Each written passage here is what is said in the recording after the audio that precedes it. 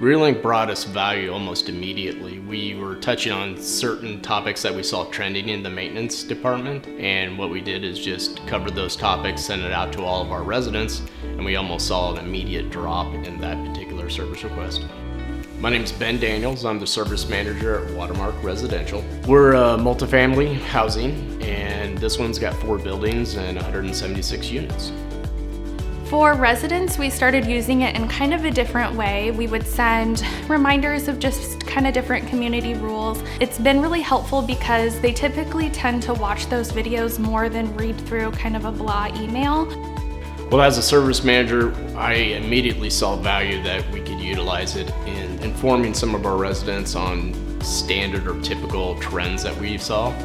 So we did things such as changing out air filters, the smoke detector system, garbage disposals, dishwashers.